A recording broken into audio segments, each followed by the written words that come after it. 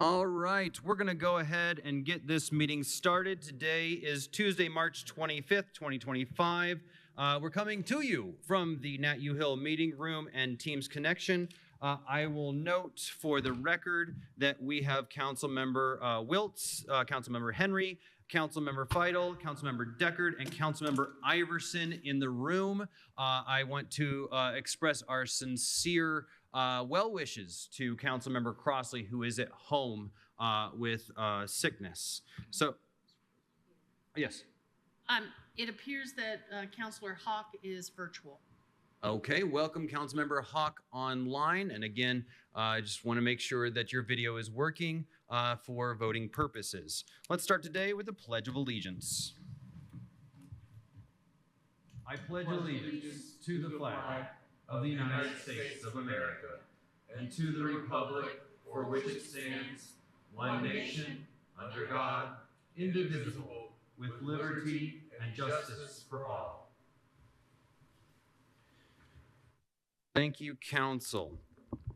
Today's agenda can be found on the events calendar, and I'll ask Council if you have any changes to today's agenda or updates. Councilmember Wiltz. I'm wondering if... Can you turn your mic on, please? Maybe. Yay.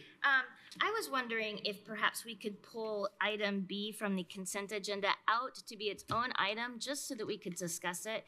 If we can discuss it anyway and it doesn't make any difference, then I'm fine with that. I just, I'm interested in hearing a little bit more, either from the liaison or if the surveyor's here.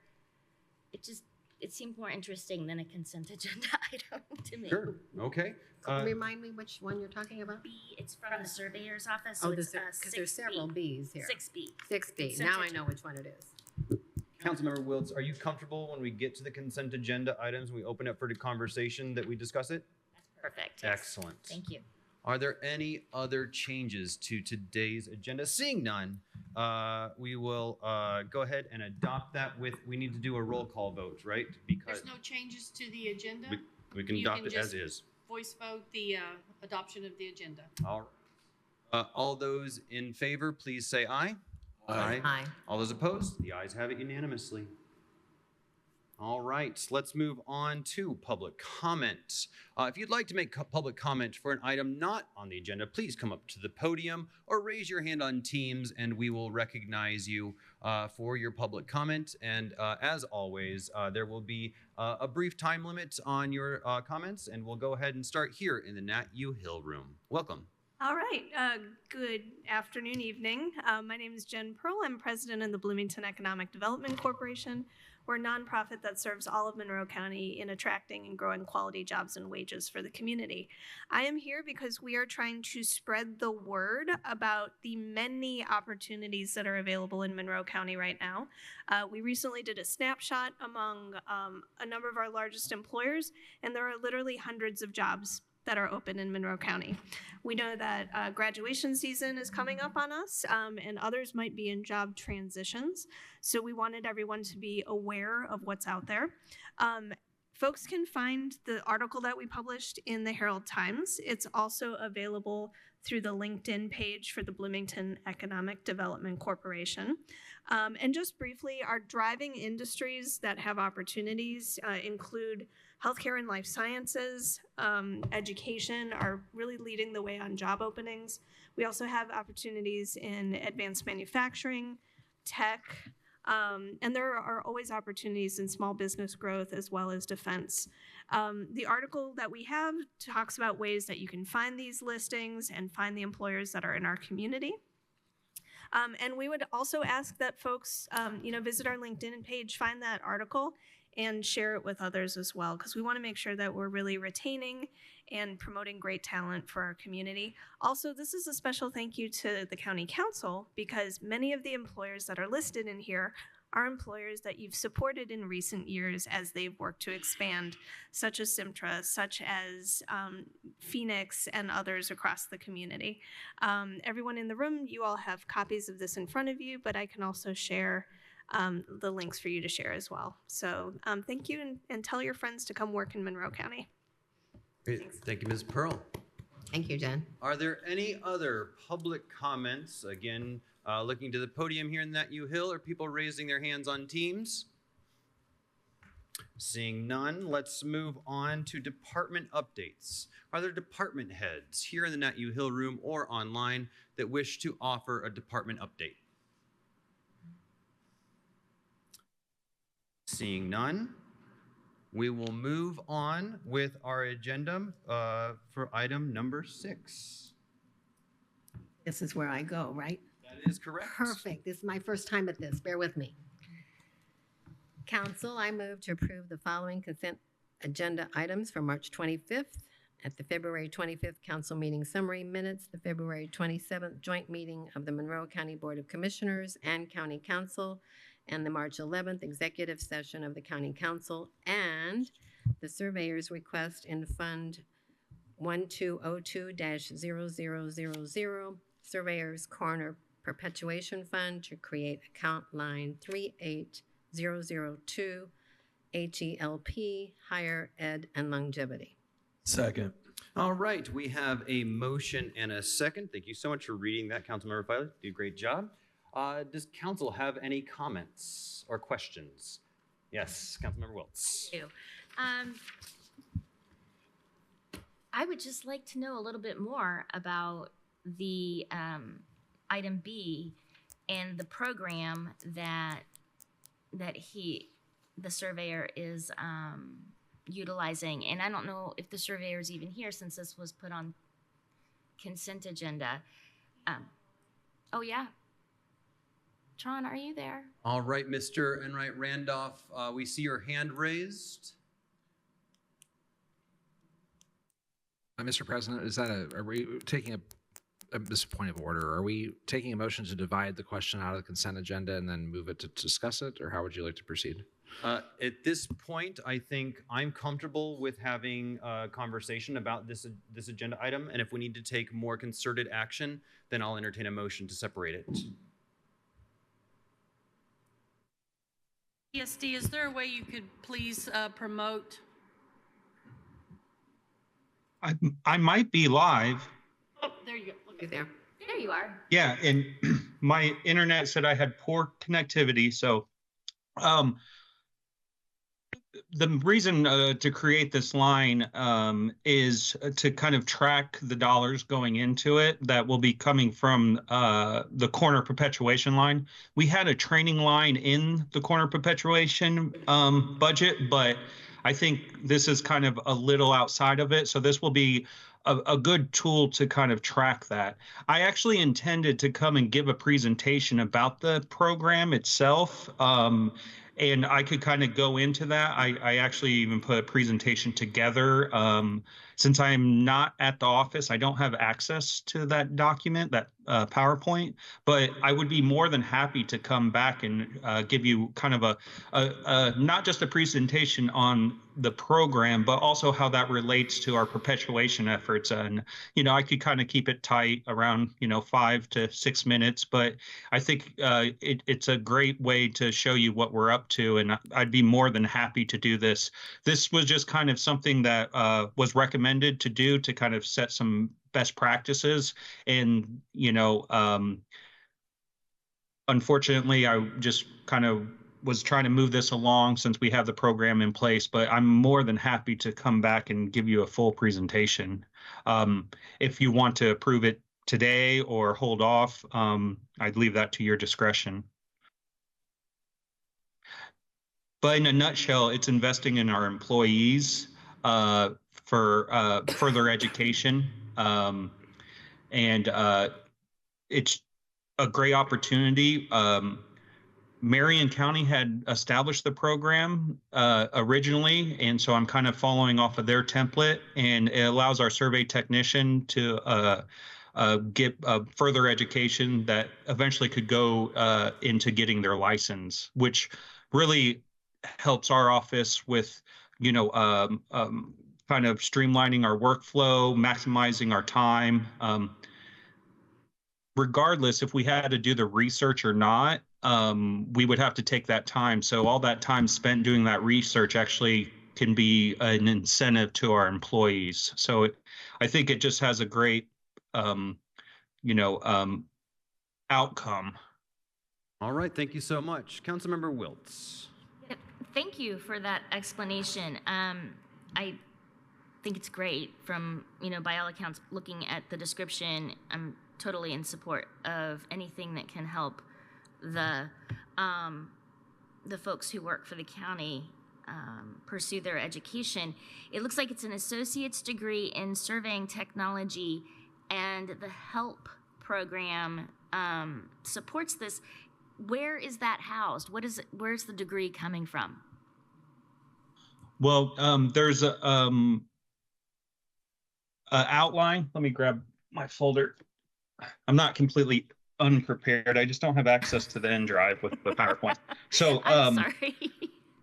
There's a reimbursement agreement. So basically, after they complete everything, they agree to stay with the county for 2 years. And then there's a sliding scale of that reimbursement program. So basically, after the completion of their last class, they stay with the county for 2 years. If they don't complete it, then they have to go through the reimbursement.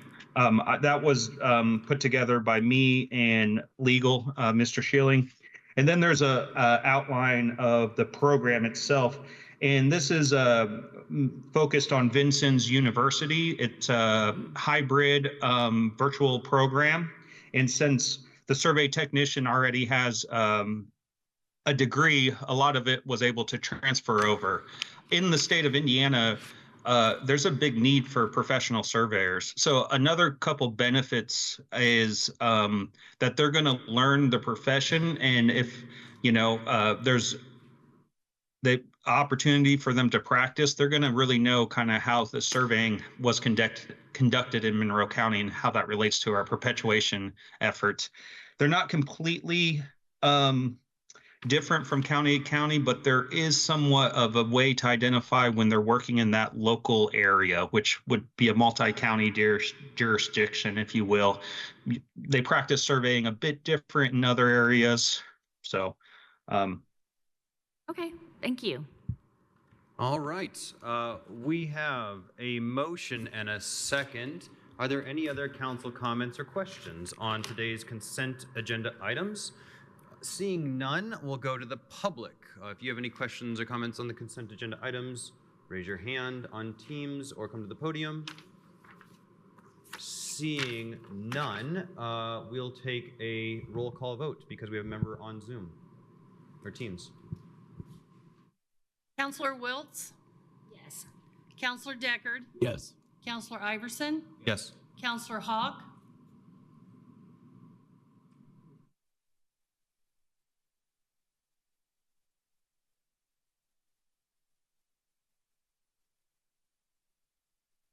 you're muted.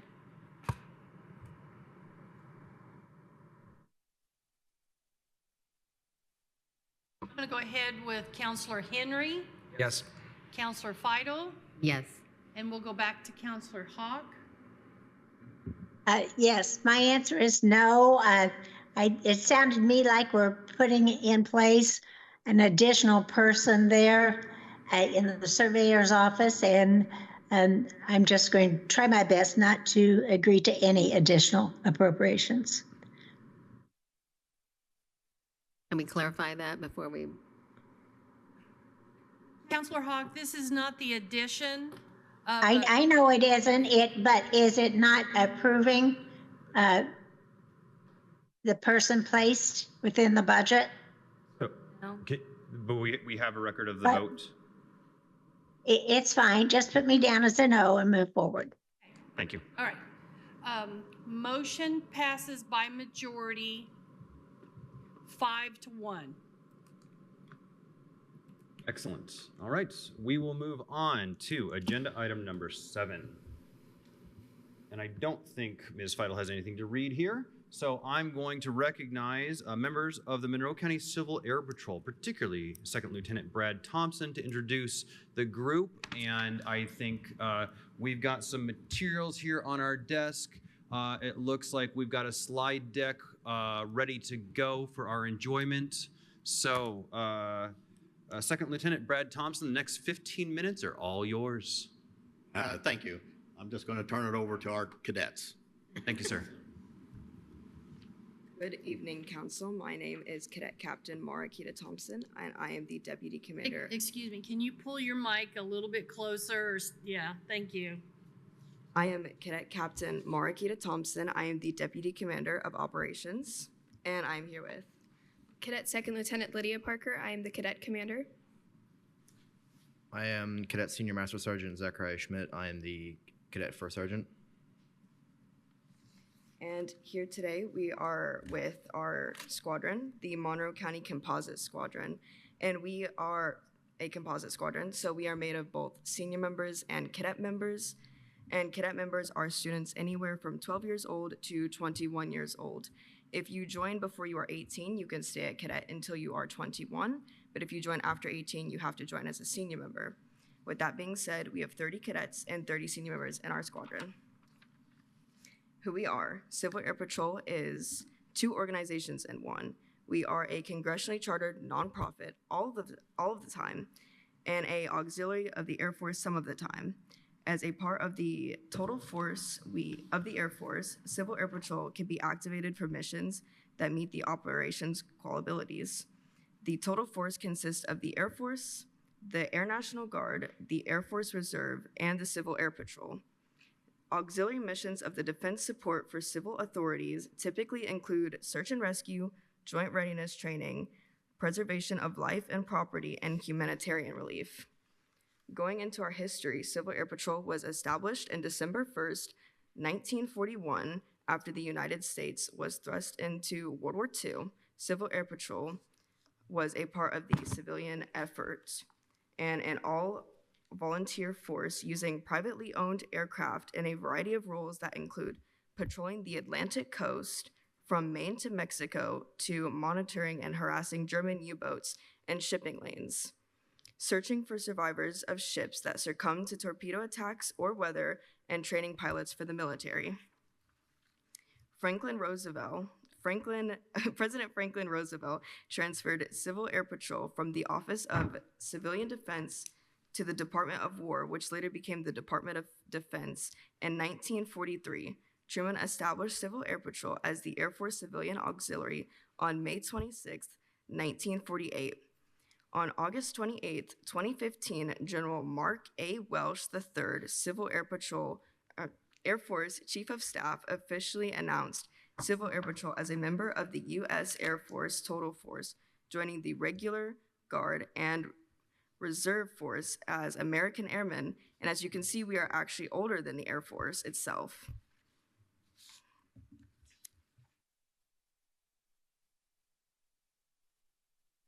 Oh, I've got my papers mixed up here.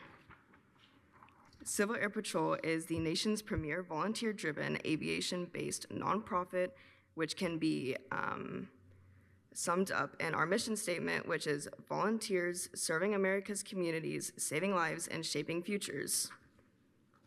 We have around 70,000 members that are all volunteers, which 36,000 being adults and 32,000 being youth cadets. Aviation-based, we operate the world's largest American fleet of 555 single-engine aircraft, operating more than 2,200 drones and operating high-tech aerial imaging capabilities used for damage assessment.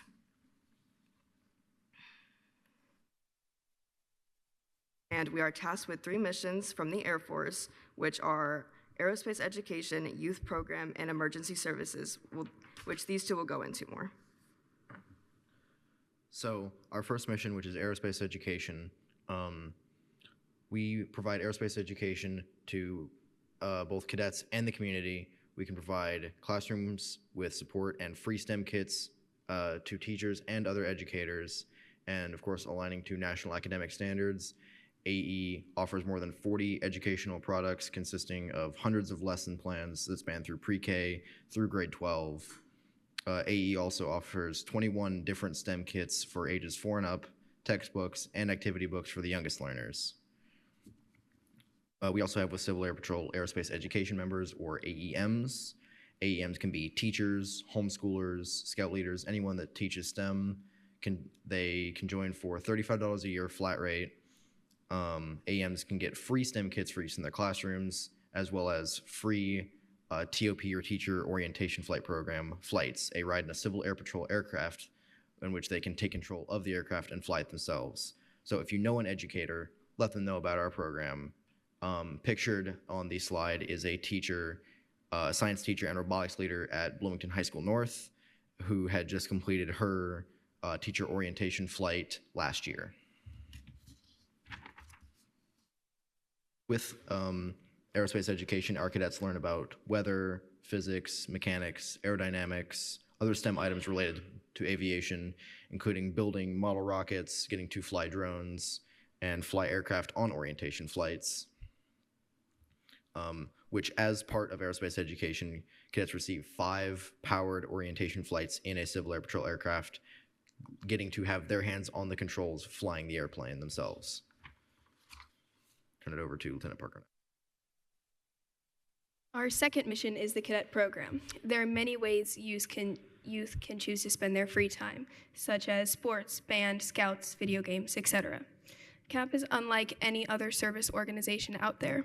CAP is based on a military-type organization, so we achieve rank by taking specific tests such as physical training tests, knowledge tests, and aerospace tests, and also participating actively in our program. The aviation component in the cadet program. Every cadet gets up to 5 orientation rides before they turn 18. CAP can help with college and military academy placement. About 10% of military academy cadets are CAP cadets. It also allows cadets to enter the military with a higher rank, but we are not a recruiter. Cadets have no obligation to join any branch of military. We provide an opportunity to serve alongside family for a shared experience and can help bring families together. Cadets can also participate in emergency services and be involved with search and rescue, ground teams, communications, and air crews. Other things that cadets can take advantage of our summer camps. This is the first summer camp that cadets must attend to be eligible to go to our, I don't want to say more impressive, but sometimes our more fun camps. It is kind of like basic training for kids, but it's also a lot of fun. It is called encampment. This was at Camp Atterbury. It has since moved, but the one pictured here was at Camp Atterbury, where cadets built and launched model rockets, went flying and rappelling, learned drill, and participated in physical training. Also available to cadets are unique special activities called NCSAs, or National Cadet Special Activities, such as mountain rescue in Colorado, honor guard, flight training all over the states, civil leadership academy, and computer networking, cybersecurity taught by the Air Force, and others. Pictured on the slide is us. So next slide. So pictured here is us helping with Wreaths Across America, because a big part of Civil Air Patrol is the volunteer service. Every year we help place wreaths and post the colors. And next slide. This is us helping at the 279 food pantry a couple years ago near Thanksgiving. And then the next one is us helping Kiwanis Club with the Balloon Fest. We helped launch and recover the balloons and helped with parking and other jobs. And then this is me receiving my Mitchell Award from the mayor. The Mitchell Award is the second milestone in the program. It is also the biggest milestone.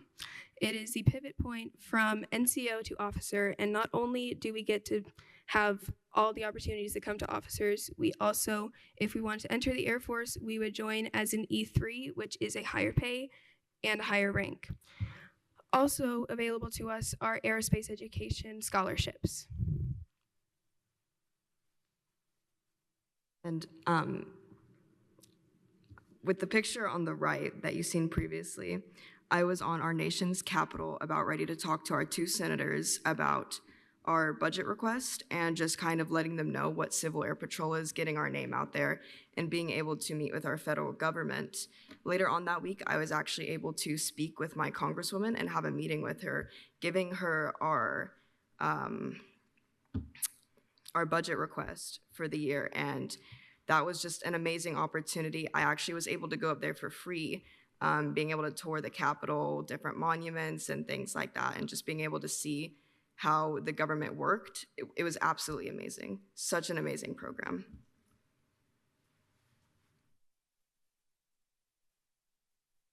Our final and third program of Civil Air Patrol Emergency Services. It's arguably the most important program of Civil Air Patrol. Civil Air Patrol is who performs 90% of search and rescue missions in the U.S. Many searches are conducted using proprietary cell phone forensics and radar analysis. Advanced search capabilities make CAP an invaluable resource to facilitate searches for downed aircraft, missing persons, stranded motorists, injured hikers, drift boaters, and much more. Before cell phone forensics and radar analysis, searches took hours, days, even weeks to complete. And today, in a matter of minutes, Civil Air Patrol can help reduce probable search area with our cell phone location software, so rescues and resources are much quicker, even after dark and in bad weather, thereby dramatically increasing survival rate. Our ES teams also respond to a variety of requests from local and state and even federal agencies post-disasters like floods, wildfires, hurricanes, earthquakes, and tsunamis. Support may include search and rescue, point of distribution, aerial imaging for rapid damage assessment, personnel and supply transport, communications networking, and much more. We even have our own communications network funded and operated by the Air Force by their equipment and frequencies. It is secure, so we are able to communicate locally or nationally securely. And Civil Air Patrol was the only non-military aircraft that were allowed to fly after the attacks on September 11th. Civil Air Patrol is who took most of the pictures of the Twin Towers disaster site for federal agencies such as DHS or FEMA that were doing damage assessment. Last year, this aircraft was retired and is now on display at the National Museum of the United States Air Force in Dayton, Ohio. As a total force partner of the Air Force, the auxiliary plays an integral role in joint readiness training for the military. You can read more about these missions in the packet that you have.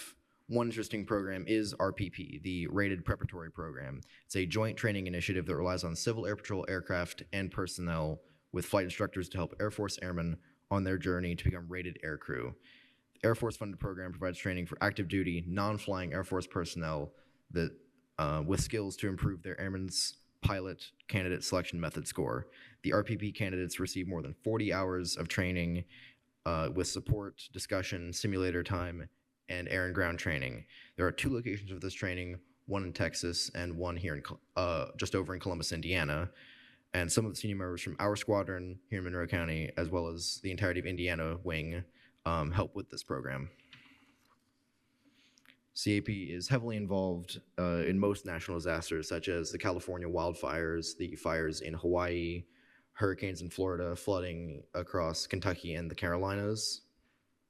On the next slide, we have pictured cadets after participating and during participation in the Red Cross exercise Operation Safe Harbor in October of 2023. Cadets learned how to use a survey app on their phone to do damage assessment for emergency management agencies and coordinating resources. Most recently, in last July, our squadron here was called to help set up a point of distribution for water after the heavy storms on June 30th, excuse me.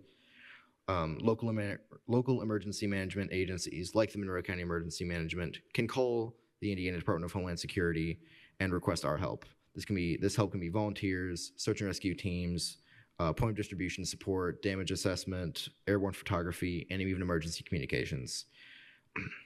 The Air Force purchases and maintains equipment such as the Cessna 182, one of which we have at the Monroe County Airport. The Air Force trains and coordinates Civil Air Patrol to be of service to you and other communities. We are an all-volunteer organization.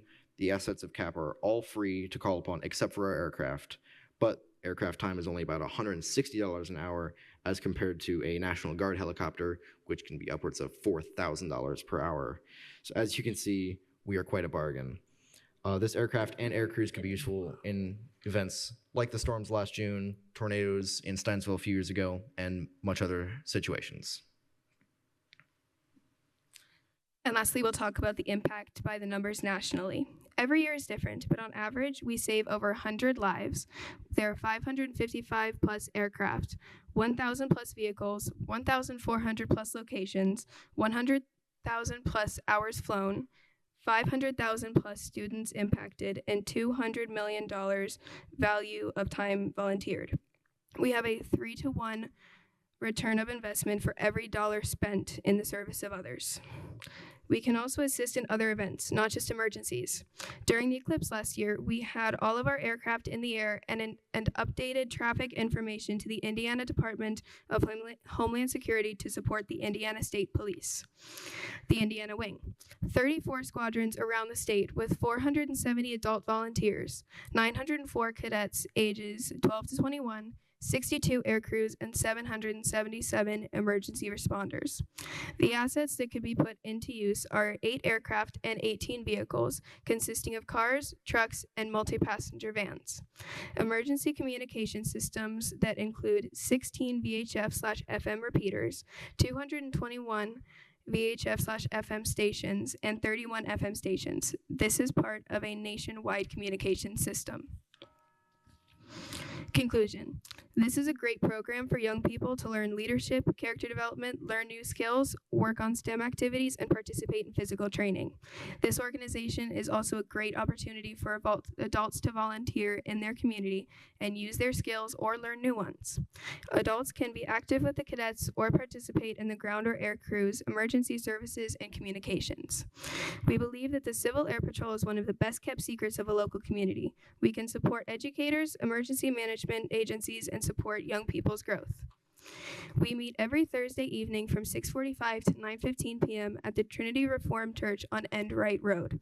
You are all welcome to drop by and learn about us. For more information, please go to our website, gocivilairpatrol.com, and we thank you for your time. Does anyone have any questions?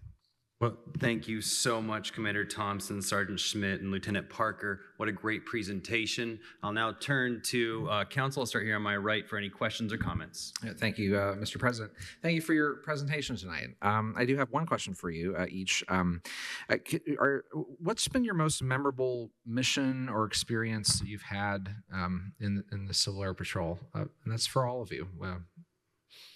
Yes, so for me personally, I think it was probably encampment. This past year, I got to staff encampment, which means I was the one getting to yell at all of the basics and get them learning. So that was a lot of fun. It also was kind of a kick in the pants to get me going in the right direction. So I believe encampment has probably been my favorite.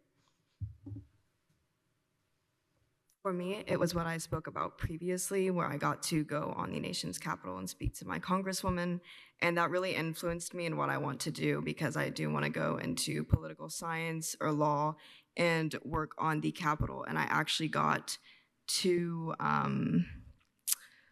forgot what they're called. What are they called? When I was speaking to 2 of the Congress people, they offered me a internship. That's what it's called. Yeah, they offered me an internship there for when I'm old enough, because I'm only a junior in high school. And if they are still in their term, I'm able to go back and take them up on that internship. I'm going to have to agree with Lieutenant Parker. My favorite experiences also have to have been encampment. I've been to 2 as well, once as a basic student and once as an advanced student. And next week, I will actually be, next 2 weekends, first 2 in April, I will be staffing an encampment up in Illinois Wing. So get at a 3rd one. Okay. Thank you for that. I will just comment that you leave me hopeful. It's another example, Civil Air Patrol, another example of how federal resources come the whole way down from Washington to our community and how essential they are for everything that you've described in your presentation. I'm also hopeful, apparently from the internship offer, that our 2 senators remember their Navy and Marine Corps oaths as you have for what you've already done in service to our country and community. So thank you for that. Councilmember Hawk. Yes, just a big, I'm so sorry to you folks that I'm not there to meet with you this evening. I bet my very best friend is watching tonight. Helen is somebody that I graduated from high school with and been lifelong friends.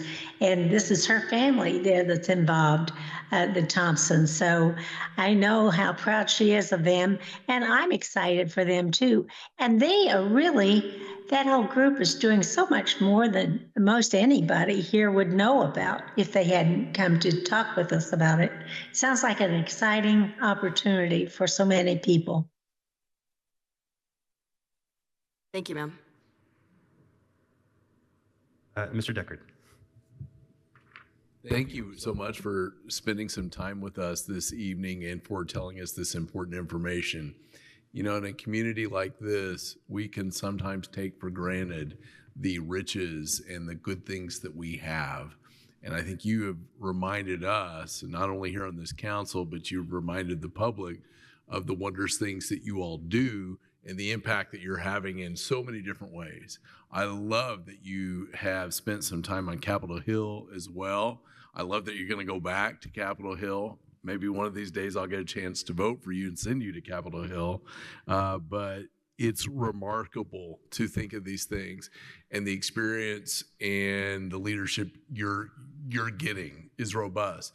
One thing that I love about our folks that are in the service and are serving as you are is whenever we see you, we get to see all the badges that you have.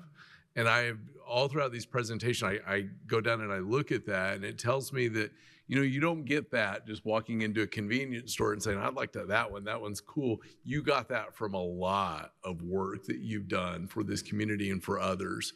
And I love that that walks around with you in this role. And I know that for folks like myself and others, that is a reassuring moment in a flood, in a tough time, at a food pantry. And I love that that message comes to us tonight, goes out on CATS. This will be recorded, that hopefully more people see this and hear that message. And what a blessing that is for all of us. So thank you so much for taking time to educate us on a night when you could have been doing other things, but yet again, here you are serving. So thank you. Thank you, Mr. Deckard. Councilmember Wiltz. Yeah, I would just like to say thanks for thinking of us. Thanks for coming out to our meeting. I've learned a lot. I read in the packet, and so and I was like, oh yeah, okay, that's very cool. But hearing you all speak about it is extra special, and I learned even more from that. I'm curious how each of you got involved. So how did you find out about the program at first? Yes, ma'am. So, funny enough, it all started when I was watching a TV show with my family, and one of the characters got into the Air Force Academy, and I decided that I wanted to do that. So, I did a lot of research, and I found Civil Air Patrol through the Air Force Academy website, and I did even more research into that and decided, you know what, this is something I want to look into. So, I told my parents, and funny enough, they'd already heard about it, so they were like, yeah, we know. And then I have been here ever since. I was at an air show here in the state. I don't exactly remember where, but they had a booth set up and a whole mascot. They had one of our Cessna 182s out there, and I was able to tour the plane, look at all the different things, and one of the cadets, I think she might have been 15 or 16, told me that she had flown that before, and that was really special to me. And I found out that there was a squadron in my town, so I went and visited it, and I've been in here for 5 years now. Yeah, for me, I really just was so interested in the Air Force and really wanted to get into the Air Force Academy, and was just wanted to do something for it. And obviously, because I was 14 at the time, I couldn't. And then I did a lot of searching around on the Air Force's website, and I saw auxiliary there, and I'd never heard of it. So I looked into it and saw this looks really interesting. I saw some of the things that cadets get to do, saw that there was a squadron here in Bloomington, and I was really scared to join the first day, but been in almost 2 years, and I love it every day.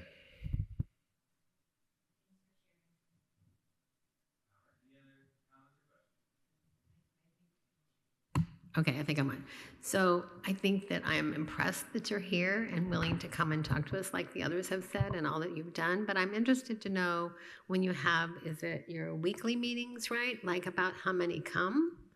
And then also, how do you go around and sort of promote who you are in the area for young folks to find out about this, right? Where do you put your, do you maybe even make a recording and leave it on Cats where people can find out about it? I don't know what you do. I'd like to know how you promote yourselves. So in our system, we have 35 cadets, I believe, and active around 20. Every meeting we get that showing. Putting our name out there, I'm not entirely sure. My dad is actually the recruiter for us, but I know in my school, because I do go to Bloomington North, we have posters around. We also go to air shows and we have booths, try to promote that, send out flyers, or whenever we're volunteering anywhere, we try to talk to people, get our name out there, and we also have a booth at the fair whenever that takes place. Very nice. Thank you. Thank you, ma'am. Turn my mic on. Let me conclude with this number, $5,406,970. That is the value of your volunteer hours in the Indiana Wing. That is phenomenal. That is such a great investment in what you're doing. And of course, I think Councilmember Deckard and I have been fortunate enough to come out and visit you out at the airport, and we're just so thankful for all you do. Your presentation was phenomenal. Thank you for that. Also, for those watching, that presentation starts on page 26 of today's packet. So if you heard something you liked and want to reference that again, go ahead and head over to today's agenda, and you can see it on page 26. Thank you for your time. And again, you're welcome here anytime. So have a good night, and thank you very much. Thank you, Council.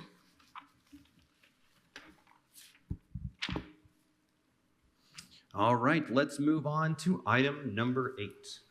I think that's me again. I think it is. Okay. Items A and B are combined.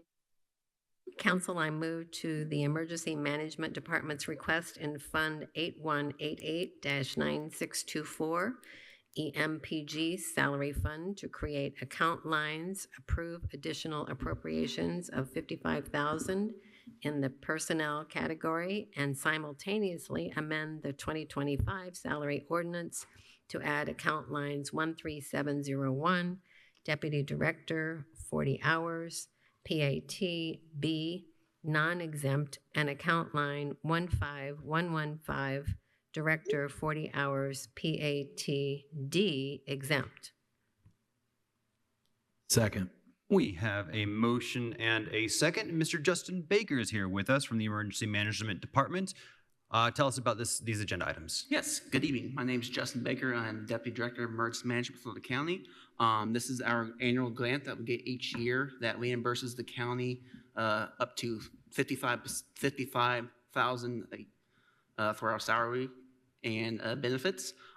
So that's what this is. It's the Emergency Management Performance Grant, and it's to make sure we're compliant with the state and the federal. Like, we got to submit out timesheets, we got to have an exercise each year, and we have to have a good program going on.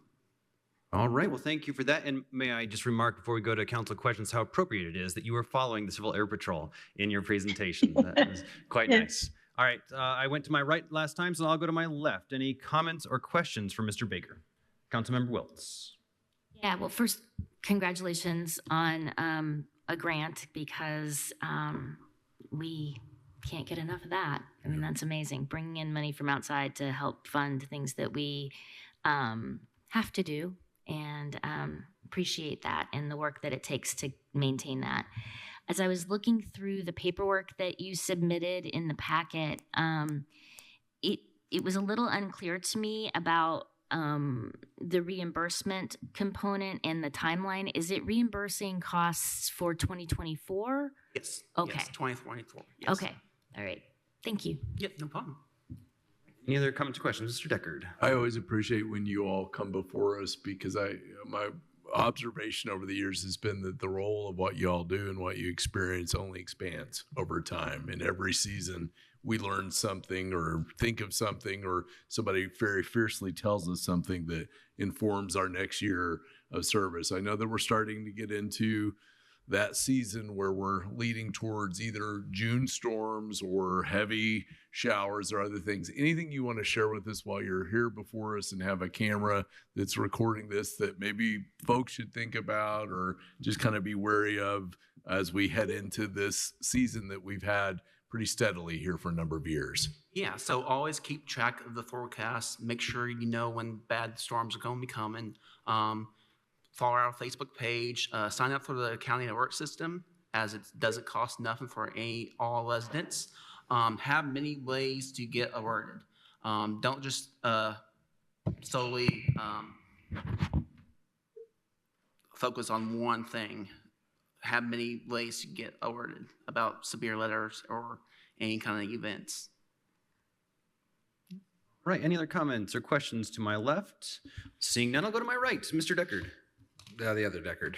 Oh, phew. Good Lord. I'm so sorry. I'm from the East Coast Deckards. Yeah. Thank you, Mr. President, David Henry, for the record. Me Justin, thanks for coming in. I just want to maybe toot the horn of this program a little bit. And by the way, I'll be over on Friday in the building, so I'll say hi again. The Emergency Management Performance Grant Program, do you know how many years we've been getting that in the county at all? I know it's like a trick question. I didn't prep this, sorry. It's been a while. The program's been around since 1988 nationally, and just to understand for everybody like just how important this program is. It helps undergird all the work we do locally for threat hazard identification assessment, for meeting the national preparedness goal, to show we're doing our part, as a whole here, from a county up to the state, and that is a FEMA-funded program. And it helps us to integrate it with all the standards, all the technology, all the things we need to do to be a good federal and state partner. As FEMA has been maligned in the media and attacked from up in DC, it's really important for folks to understand just how much we rely on that resource, not only to keep our community safe, but also to do all the work that Councilman Deckard, you mentioned on preparing for our season and getting ready for when the next disaster happens, how to assess it, and how to continue to get, as Councilor Wills mentioned, more federal resources to our community in times of crisis. It is an incredibly important program. I hope we continue to see that support year in and year out. Happy to support it. Thank you, Mr. President. Mr. David Henry, thank you for your wisdom. That was very helpful. Council Member Hawk. Yes, just to show you how far the county has come. This used to be half time for this service, and the other half of the person's time was spent with Veterans Affairs. So as we grow, we need to have more emphasis placed on different issues. And I'm so grateful that you were able to continue to get this grant to cover those salaries and your expenses. So thank you so much for everything you do. And boy, when it was just last year when trees were down everywhere and you were like doing everything you could to try to make sure that people got the news and got the service and the protection that they needed. So much appreciated. Thank you, Councilmember Hawk. Mr. Baker, I'll just ask that you share our congratulations and support with your team. As you can hear, we're all very happy that you got this. All right, I'm gonna ask for any public comment on these agenda items. I'm asking for folks to come to the podium here in the Nat U Hill room or raise your hand on Teams for this grant from the Emergency Management Department. Seeing none, may we have a roll call vote? Counselor Wiltz? Yes. Counselor Hawk? Yes. Counselor Deckard? Yes. Counselor Henry? Yes. Counselor Iverson? Yes. Counselor Feidel? Yes. Motion passes unanimous. Thank you, Council. Thank you very much. That brings us to item number 9, the Employee Services Department. Council, I move to approve the Employee Services Department's request in Fund 1000-0309, General Fund Employee Services, for an additional appropriation of $120,334 in the personnel category. Second. We have a motion and a second, and E. Sensenstein here to tell us what is going on. Sure. Good evening, Council. This is a housekeeping item related to the classification changes that you approved for our office in the fall of last year, plus the addition of a new position. Last year, I was able to move some funds around in our lines to account for those classification changes, but do not have all of the money to be able to do so for that new position and the classification changes with what we budgeted for this year. So that is the reason for this request. All right, thank you very much for that update. I'll go to my right to begin this time, Mr. Henry. All right, Ms. Hawk, do you have anything to say or comments or questions? Yes, I'd like very much to have the commissioners find this dollar amount someplace in their budget. They wanted so much to have this done, and we know we're trying to watch every dollar. And this was not an addition that I supported during budget hearings, so I'm not going to support this move. But I certainly think that the commissioners could get into their budget and try to find the dollars to support this. Thank you. I'm going to look to my left for comments or questions. Yes, Councilmember Woods. Yeah, so I don't know that it would make a big difference where the money came from in terms of whose budget, but we committed to supporting the position. It's been created, and I think it's a no-brainer to pay our bills and support the position that's been put in place. Any other comments or questions from my left here? Seeing none, let's look to see if there's any public comment on this item, whether it's here in the Nat U Hill room or online. Seeing none, could we have a roll call vote? Counselor Iverson? Yes. Counselor Henry? Yes. Counselor Hawk? No. Counselor Wiltz? Yes. Counselor Feidel? Yes. Counselor Deckard? Yes. Motion passes majority 5-1. You're welcome. All right, that brings us to item number 10, the prosecutor's office. Council, I move to approve the prosecutor's request in Fund 4102-0000, donations-APS Unit 10, the creation of account line 38110, services and charges, and simultaneously an additional appropriation of $1,569.78 in the services category. Second. We have a motion and a second, and Beth Hamlin with us tonight. What is going on with this agenda item? Good evening, counselors. This is a fund that we have maintained for as long as I've been here, 18 years. We have not ever previously had to have this appropriated because it was a donation fund that was specific for APS. I believe there's a new rule that requires us to have this appropriated. We are only asking to appropriate the balance that's in the fund, which is the $1569.78. All right, short and sweet. Looking to my left for any comments. Oh, can I make one clarification? Of course you can. For Councilor Hawk specifically, these funds are from donations. These are not county general funds. Okay. Goodness, you're a mind reader. All right, going to the left. Right. Questions or comments? Councilor Wiltz. Yeah, obviously the action seems like a no-brainer. You're just doing what the auditor's office has asked you to do, which is great. But reading about funding and adult protective services brings to mind some of the uncertainty around the future of that funding. Do you have an update? I haven't been keeping up week to week or anything, but I am aware that there might be some threats to APS funding. That's correct. The state did not recontract with prosecutors' offices as they have for decades. They opened an RFP and received some proposals to provide the service of protecting endangered adults. Mm-hmm. The Prosecuting Attorneys Council did, on behalf of prosecutors' offices, submit a proposal that was fully funded. That was the reason for the breakdown originally, was that a program just has not been funded adequately for a very long time. We still have no answer from the state, which is concerning because our current contract ends on June 30th. And to my understanding, there's no decision that's been made, which is extremely concerning. We've already lost one of our investigators because obviously, you know, there's such uncertainty. You know, they need to take care of their families. So yeah, I wish I had an update for you, but I do not. Mr. Deckard.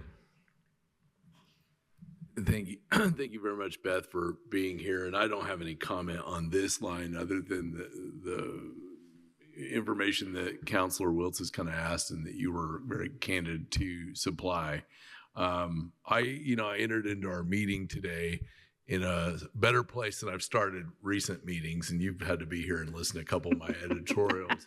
And my blood pressure, I think, if you took it earlier before your last comment, was probably in better shape. But now my soapbox is going to come out just for about 12 seconds. You go, girl. Thank you. I have to be frank. There's sometimes I read the news, I watch things, and I'm a calm entity, but this is a regression in society. So for folks back home, here's what I mean. We're moving backwards in time, and not in a good nostalgic backwards. We're moving to bad nostalgia. And I get memories from being in undergrad criminology classes. It was one of my majors. By the way, they tell you in criminal justice criminology majors to never tell anybody that that's your major, particularly if you get pulled over, because no one will be impressed. And they said, you'll make it worse. But I can remember vividly talking, this is 1996, 7, 8, talking about how communities moving to adult protective services is the new wave of where we're going. And we got to do this because elder abuse and other things that are unmentionable but happen when you have older populations and all these things, they occur. And so we were bright-eyed students there and thinking, well, this will just be one of those things that never goes away. Now we hear this. And I have to say, for our state and our future, I keep hearing about all these things that are going to do this better. This is what cutting looks like. And these are people's families. And a lot of times they're families that are not going to have folks that can take care of them, or they're not going to have folks that are taking care of them in the right way. And occasionally the state's got to jump in there because nobody else is. So I hear this, and I'll say what I've said in recent meetings. And I'm sorry for going on so long, but folks, this will be one of those when we'll look back and remember when kind of moments for our legislators and others up Indy Way that are doing the people's business. This is one, you don't want to screw this one up. So make your calls to your agency heads, make your calls to those who are budgeting and say, is this really where we're heading? Is this really, really, really where we're heading? And I hope that the answer is no, this is just one of those mistakes, oversights. But folks, moving back like this isn't nostalgia. This is how cruel things happen in bad societies. It'd be different if we were not a place that had the means and the efforts and the abilities to figure it out. Good Lord, we put a man on the moon in 1969. We can't look out for our seniors in the year of 2025. Come on now. So thank you, Beth, and I apologize for my soapbox, but sometimes people in my job that took an oath to the state and the federal Constitution have to get a soapbox out or two and remind folks of their oaths they took as well. Mr. President. All right, after those 12 seconds, is there any other comments? Question? All right, I see Councilmember Hawk with her hand raised. Right, I would object to Trent's long dialogue there, except that he was awfully good to help me get home the other day when I couldn't make it on my own. So maybe I'm one of those endangered species there. I just want to say to Beth, because that's what we were talking about to begin with, that of course I understand that this is money that you've held back, not had to come and ask for an appropriation on it. But thank you for sharing that information with us. And indeed, if if you can see a way, or if you will let me know what people you've been speaking with at the state level, I'll do what I can to see where we are on that. If you Okay, just thank you. shoot me a message and let me know. All right, thanks. No other comments to my right. I will just say, as someone who is a caretaker for a vulnerable adult, and as someone who is married to someone who used to work for APS, it feels really good to be able to support you in this moment. So I really appreciate that, and I'll put an additional addendum onto what Councilmember Deckard was saying, is that if folks have not read Senate Bill 2 yet, they should do so, because the current iteration of that bill is an all-out war against the folks that APS is serving. So I do appreciate everything you're doing here. All right, let's. Mr. President, could I add on to we're that? We're going to look for public comment, because I think we're done here with council comments. I don't. If you have any public comment in the Nat U Hill room or online, please raise your hand. Seeing none, let's have a roll call vote. Counselor Hawk, Yes. Counselor Deckard, Yes. Counselor Feidel, Yes. Counselor Wiltz, Yes. Counselor Henry, Yes. Counselor Iverson. Yes. Motion passes unanimous. Thank you all very much. Thank you. All right, that brings us to item number 11, Board of Commissioners. So, Council, I move to approve the Board of Commissioners' request in Fund 1000-0068, County General Commissioners, of an additional appropriation in the amount of $10,000 in the services category. Second. All right, we have a motion and a second, and we have Angie Purdy here with us from the Commissioner's Office. Tell us what's going on here. Well, actually, I'm hoping that Mr. Cockrell could be promoted to panelist, as he has had firsthand connections with this particular item. All right, we do see that Mr. Cockrell is online. Good evening. All right, the floor is yours, sir. Yes, what we have here is a request for a $10,000 appropriation. And I'll give a little bit of the background of it. I think it's pretty spelled out in the agenda cover sheet, but last fall, the Bean Blossom trustee was looking to add Bean Blossom Township to the Monroe Fire Protection District.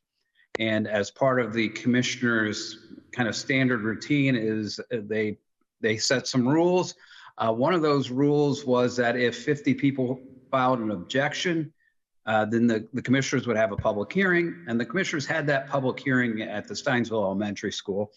At that hearing, what we heard from the public was essentially a lack of information and a lack of understanding of what all the options are, what problems they were going to address with changing the fire protection district, and a lot of concern with essentially lack of information. So the Commissioner Thomas and I have met with the Ellettsville Fire Chief, the Monroe Fire Protection District Chief, and the Township Trustee. And there's been, and at the last meeting, there also was a Representative Mike Farmer from the town of Ellettsville, as well as the Bean Blossom Steinsville volunteer chief was at the meetings. And what we're trying to do is put together an information sheet that explains what the problem is and what the Ellettsville's offer has been to provide the fire protection in that area, what the Monroe Fire Protection District's plan would be, and then also a financial analysis so that people can see what the cost differential is for those levels of service. This $10,000, we have a quote from Baker Tilly to kind of run that financial analysis for that to include in that program. And so that's what this $10,000 additional appropriation is for. Thank you very much. Anything else to add? All right, I'm gonna start to my right here, Councilmember Henry. All right, looking online. All right, I'll look over to my left. All right, we have no comments. This is a a good thing, I think, for fire protection. So we'll look to the public to see if they want to say anything about this item. If you would come up to the podium in the Nat Uho room or raise your hand on Teams. Seeing none, could we have a roll call vote? Counselor Feidel? Yes. Counselor Iverson? Yes. Counselor Henry? Yes. Counselor Deckard? Yes. Counselor Wiltz? Yes. Counselor Hawk? No. Motion passes majority 5-1. All right, thank you very much. That brings us to letter B. Council, I move to approve the Board of Commissioners' request in Fund 1000-0106 County General TSD or in Fund 1186-0000 Rainy Day, the creation of account line 30006 contractual and simultaneously approve an additional appropriation of $200,000 in the services category. Second. We have a motion and a second on this unusual motion. Ms. Purdy, what do we need to know about this? What you need to know is that the commissioners currently have the option of entering into a contract in which we make lease payments, and when we do lease payments, then there's an interest that's assessed. And in this particular case, it's over 5 years, and I believe it's $68,000. This was the information I found back in December when I was first looking at this.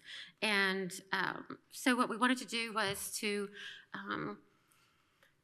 provide you with the opportunity to decide if you wanted to incur the interest expenses or if you wanted to pay for it upfront in its full amount. I was able to locate $300,000 to go toward this expense, our older bonds. And that bond, as you may or may not know, had some furniture and redesign for offices in the Justice Building.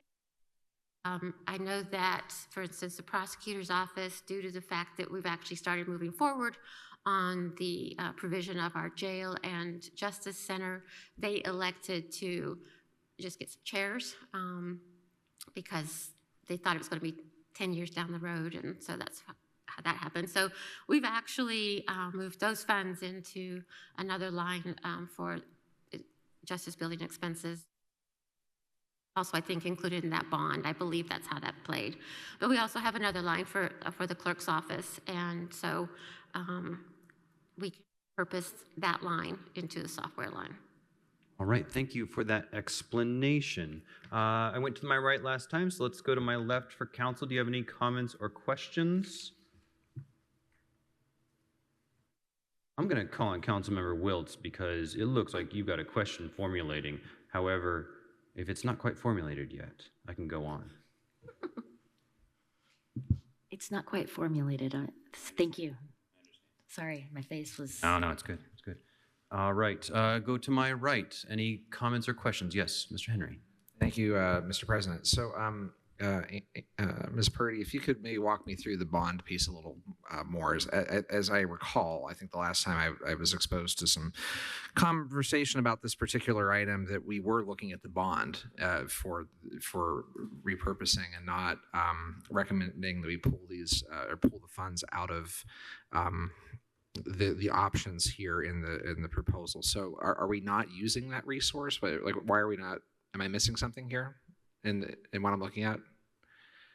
Not sure I understand the question. So we are using the bond. we have an OR option here for rainy day fund use. We have an OR option for county general fund, but there's a third. Is the bond a third vehicle, or is it? Can you clarify that for me so I can understand it? Total cost of the software is over $500,000. So I was able to locate 300, and now I'm asking council and giving you the option of which particular fund you would want to use if that was your decision to pay in full. So just so I'm clear then, so the 300 is accounted for, and the balance, the 200 to apply to the 500 is what we're talking about this evening. So I guess that wasn't clear in the notes I had in front of me, but thank you for that. All right, Councilmember Hawk, I see your hand raised. Yes, can you tell me if it's allowed to pay for this out of that CUME fund? Yes, that's where we pay for all of our software right now, out of CUME. That's what I'm saying. Just what's your balance in your CUME fund? Just pay for it out of the CUME fund. I mean, all these additionals, and I saw a lot of others coming from the commissioners coming up in the next meeting or so. And either we're going to watch these budgets and watch these dollars, but to come up with additionals when we're setting at the beginning of the year is, I mean, I just think you ought to go into your present dollars, present budgets, and find a way to cover this.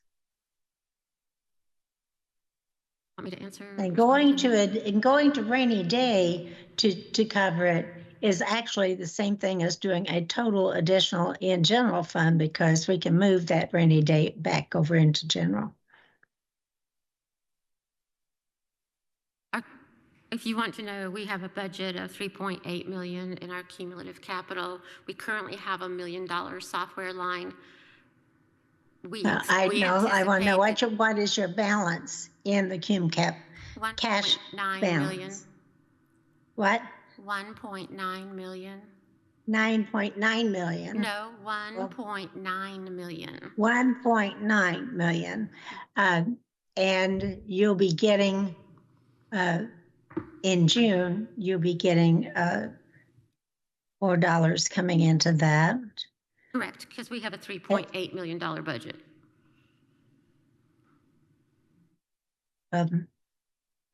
Sometimes you have to make choices.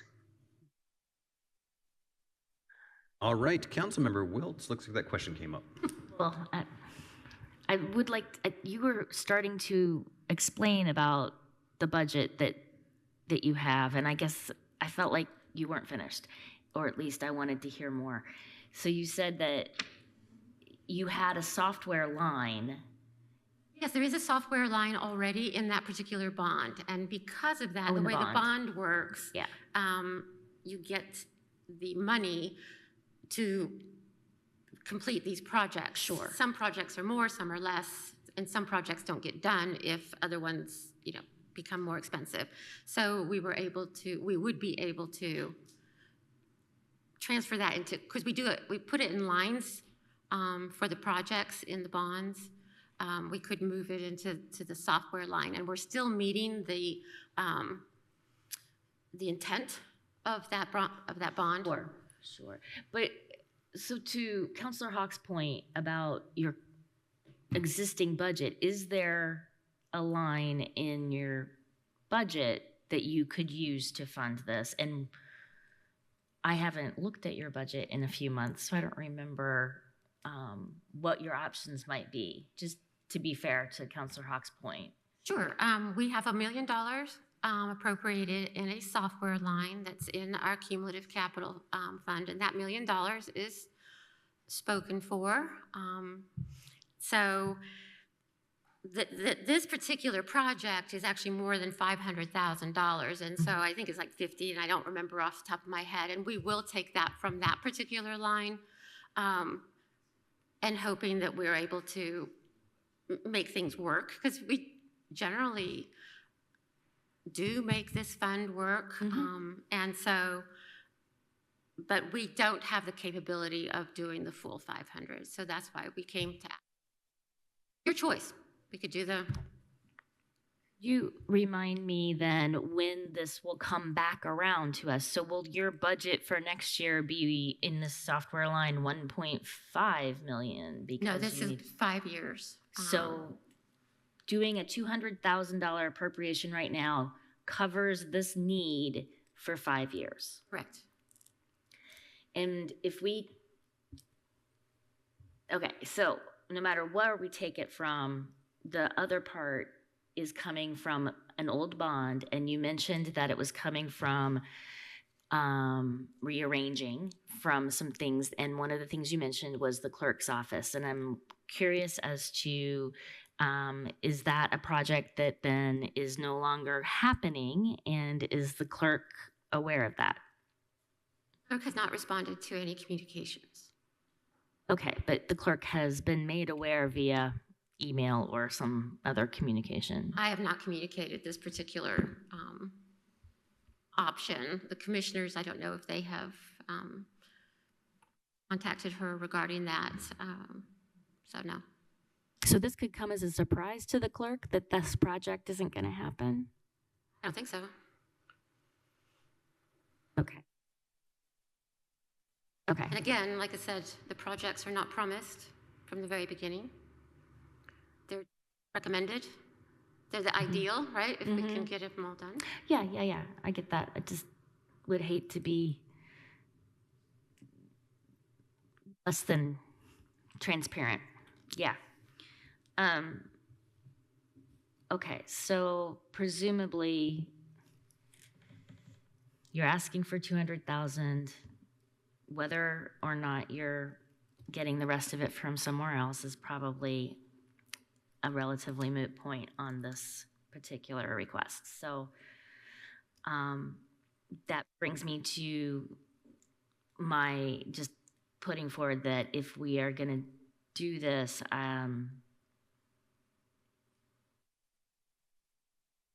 it looks as though the fund information for county general that you've provided, Ms. Shell, Not accurate. The 17 million, I looked at it today and I provided it to Ms. Shell. It's like 19. You have an update? Fund balance? Yes. Yeah. Yeah, Sorry. so as of today, we have 19,842,646 as a cash balance. And I'm looking at your face. General fund? Yes. Okay, it was in parentheses, which implied to me that it was negative, and that was freaking me out. See what you're saying, yeah. That might have just been our agenda, you know. Right. Probably at that moment, Okay. so that's why we've got it, yeah. Perfect, okay.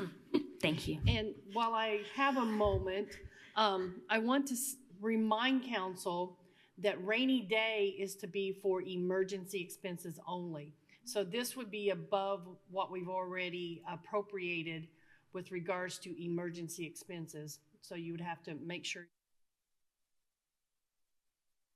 consider that, that rainy day is for emergencies. All right, we've got some more hands raised here. Councilmember Henry, I saw yours next. Thanks, and maybe we already got at it. So the Councilor Hawk brought up the cum cap. What's the cash fund balance on cum cap right now? I can tell you. I've got it right here. The auditor's got it. I'll just, that's okay, Angie. Cash balance as of today is $1,957,908.78.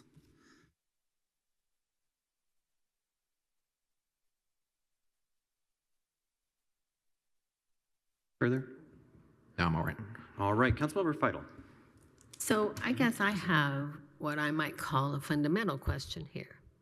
And so I hear you talk about this other 300,000, and so you're asking for this 200,000 now. So I guess I'm wondering what you can do with that 300,000 of the 500,000 you need. What would you be able to do with just 300,000 of it rather than the full 500,000? Would you be able to satisfy any of the things you're talking about, what the request is for, with 300,000 that you've already made arrangements? Seems like you said you had money for 300,000 to apply to something. Is that right? Bond. Yes. In which there were different projects, and one of those projects isn't going to happen, and it's not going to happen because we're actually going to be moving into a new facility sooner than later. Originally, it was going to be, everybody thought it was going to be like 10 years from now, but we are moving forward on our justice complex. And so to expend those dollars at this point in time would actually be not funds by the county. And so instead of using it for a redo of an old office, those funds will go into a software line that was already in that bond and has already been expended to cover this other part of this cost. Does that make sense? It does, but it seems to me like if I could do the math, and I don't pretend to know everything about all those, how this works at this point in my political career, but I think that there's a $500,000 amount here total. Is that right? You've got 300,000 from somewhere else and 200 now. Is that not right? Correct. Okay. So what will the 300,000 be able to do for you for this type of project, or am I not understanding? Project costs over $500,000. Right. Right? Yeah. Okay. So what will you get for the 300,000? I guess is my question. We will still pay interest on whatever is left. I don't. The way it Okay. was proposed to us is a 5-year lease agreement or all up front. So I don't. I think I'm beginning to get it. Thank you. Okay, I'm going to go to Councilmember Henry, and then I think our legal department has a comment. I'll pass in favor of legal department. All right, then I'll go to Councilmember Deckard, who had his hands raised previously. I'll yield to legal. Okay. All right, here we go. I just wanted to clarify, not that I wanted to clarify what the rainy day fund could be used for. According to Monroe County Code 27038, it's a little bit more expansive than just emergencies because there is, it's stated in there for any other use or purpose determined by the council. However, if the money is an additional appropriation outside of the annual budget, it must be supported by a supermajority, so 2/3 vote. So it's not just emergencies, it's a little bit more. Okay. I do have one question, I guess. So in terms of the options presented today, I guess, I know we've spent a little time talking about cum cap. How did we arrive at these two choices as presented as options? What was the decision tree that got us to this point where we were looking at these two funds tonight specifically? Out to the Board of Commissioners and to you, the council, regarding this issue. And you all had an executive session to talk about this item.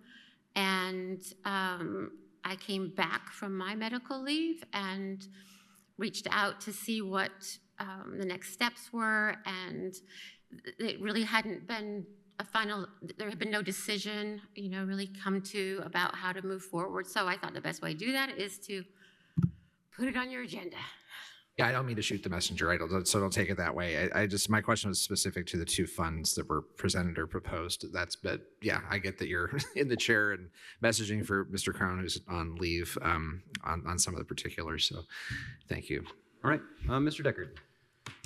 I kind of want to pick up, and thanks for answering this and walking us through it again. I kind of want to pick up where Councilor Feidel left off and maybe go in a direction that she was either heading toward or could head to, but I provokes the question in me. We have sort of two options to fund the amount that is a remainder from what you've done to reconfigure with that existing bond money. And by the way, I want to say that anytime we can look at any existing bond money and determine where that best goes first, I think it's a really powerful thing to do on behalf of the taxpayers. And I know that that's been something we've talked about a number of years. My question is there an additional possibility? Because I believe the project, as I've understand it, needs to move along, and it's due to move along. Is there a third potential option that 300,000 for services now and finance 200,000 later, or revisit, that they get to eat a bunch of apples versus a whole bunch of apples, and as a result we kind of move down into additional time and can use dollars now for this? I don't know if that's something they could be asked, have been asked, or if I'm out of my mind. Provider offered two options, and that's where we have from. I reticent to wait because they do know that this is before you today. whether or not we're going to be going with the full payment or So the other option over 5 years is you do 100. So right now, out of that existing bond, we could do the 100, pay interest, do another 100 next year, pay interest, and on down the road we go. Of course, the risk to that always is paying interest and what have you. Okay, I'll stop my kind of meandering question. it is a good question though, and I was with you, Counselor Vital. All right. Any other questions to my left at this moment? I would like us to discuss which one we're doing. I mean, are we all considering an up-down vote on the general fund? It's just an odd motion, so I just need some clarity. I think you actually should vote on whether or not you want to pay in full. That makes sense. Yeah, and let's go over to my right, Mr. Henry, and then I'll defer to my colleague, Councilor Hawk, online. All right, thank you, Mr. Henry. Councilmember Hawk. Yes, I'm just wondering if we've all looked at the additional requests that the commissioners have turned in recently, and to look at that total and put this in with that entire total so that we can make a choice of what we can do about all these additionals that's coming in from the commissioner's office. I sent a message back earlier saying, do we have a total on what those are? And is there any reason why we have to make this decision tonight? Could we not look at the big picture to look at all the other requests that's coming in at our next meeting and then see what we can do? So thank you, Councilmember Hawk, offering us an alternative here. Any other questions or comments from council? Councilmember Henry, yes. Yeah, thank you, Mr. President. If I'm hearing the counselor right online, I would also entertain a motion to table until we can get clarity on some of either the additional possibility of the cum cap as a source, or just, as you indicated there, I think waiting 2 more weeks on the project after potentially 9 months of waiting would probably not harm us. So we can get a better answer on that. But I would support a motion to table if that's what I'm hearing online. Councilmember Wiltz.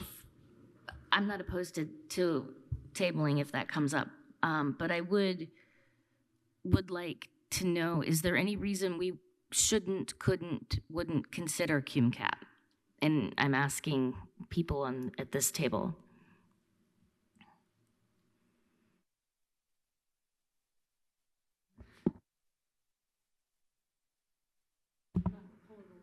Okay.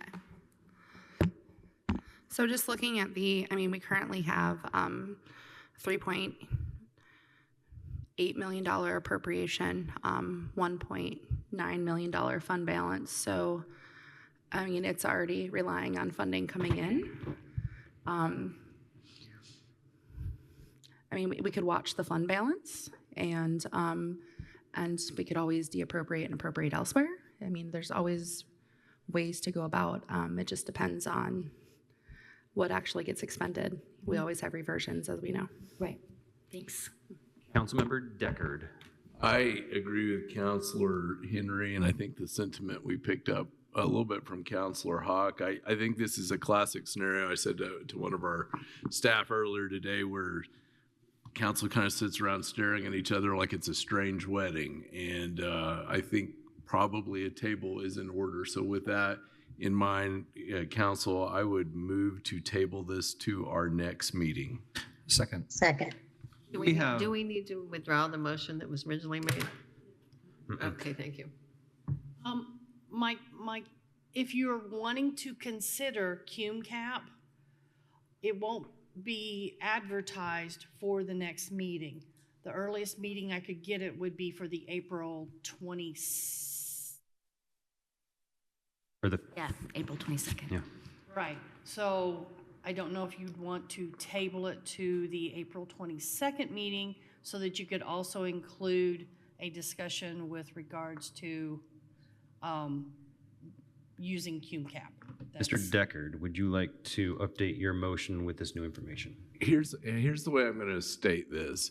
I would like to move to table it indefinitely for the following reason. If there is a reason we need to revisit the existing motion at the next meeting, we could. If there's a reason that the cume cap advertisement needs to be done by the 22nd, either way, then that is covered by that. And I think the council leadership at their discretion and consultation with staff and legal can help figure that out. I'll second the friendly amendment. All right, we have a motion with rationale and a second. Is there any other comments or questions with council on this motion? Seeing none, I will look to the public. Comments or questions, come to NetU Hill or raise your hand on Teams. Seeing none, could we have a roll call vote on the motion? Counselor Fidel? Yes.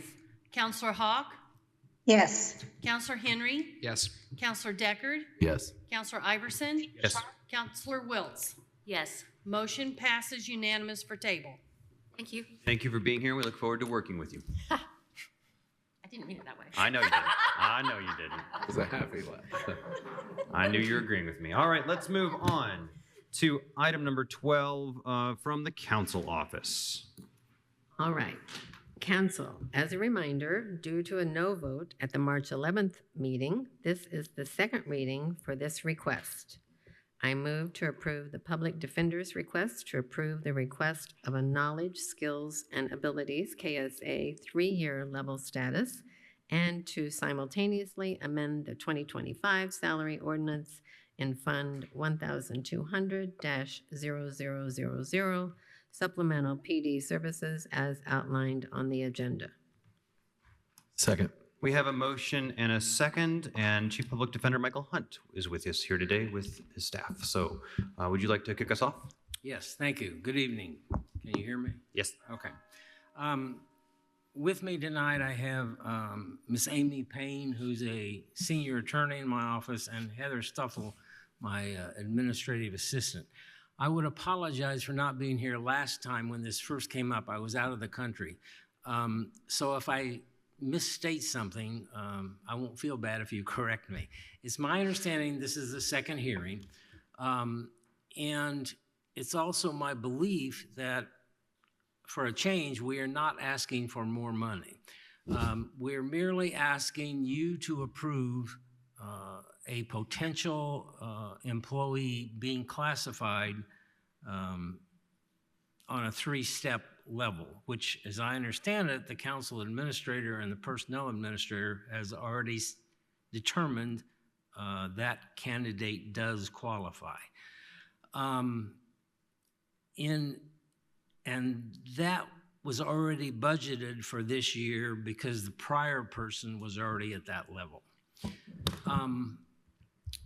In trying to explain that and talking about our lack of ability to hire people, attorneys, I was discussing that in the office, and Ms. Payne, who despite her youth is a senior attorney there and does the serious cases, asked if she could address the council with some of her concerns. And so with the council chairman's permission, I would ask that she be allowed to do that. I gladly would like to hear from the wizened Ms. Payne. Thank you. Okay. Yes, so I'm a deputy public defender. I've been doing this for 14 years now, almost 15. And I work every day for the people of Monroe County, just like the people at the fire department, just like the people at the sheriff's department. I work on behalf of the citizens of Monroe County every single day. When I was here 2 weeks ago, I was not familiar with the process, and that's my own fault. And that's something I obviously am going to work on becoming more familiar. And I didn't realize that if it wasn't a unanimous vote, that we would not be able to move forward. And that's my own fault. But because I didn't realize that, I didn't speak up. And I really kicked myself for the last couple of weeks because I didn't. So I wanted to come back and make sure that I did speak up about what this actually means. So my clients, your all's constituents, they are not getting what they deserve right now from me. Every single day, they're not getting it. And that's because the Constitution guarantees them adequate representation. And I don't believe, because I have to pick up the cases when we don't have enough attorneys working in our office, my clients are not getting what they deserve of me. They're not. Every attorney in our office has to pick up the slack when we don't have enough attorneys and when we can't hire attorneys and when we can't hire a person at a level that they deserve to be paid at. And so the last 2 weeks, there has been a harm every single day of the last 2 weeks waiting. And so by Councilwoman Hawk voting no on the KSA request, there has been every day a tangible harm, especially when there's no fiscal impact to the county. This is not asking for a raise. We are not asking for more money. And it's doing a disservice to the people that we all serve. So I don't anticipate that Councilwoman Hawk is going to change her vote tonight. I just want to make sure that it's clear that that vote has caused me, my coworkers, and my clients more strife than is necessary, with no benefit to the county whatsoever. Thank you. I will take questions if you have any. All right. Thank you both for speaking. We appreciate hearing from you. I'll look to my left. Any questions or comments? Councilmember Deckard, and we'll go to the line. Just a point of information to clarify for all of us and the folks at home. Tonight, simple majority gets us this resolved and on down we go. Is that correct? All right. Thank you. Wiltz. I wanted to make that point as well, and to thank you for speaking, because I know that's not an easy thing to do. And I hear you, and I appreciate not just that you've said it, but what you said. All right, Councilmember Hawk. You're muted.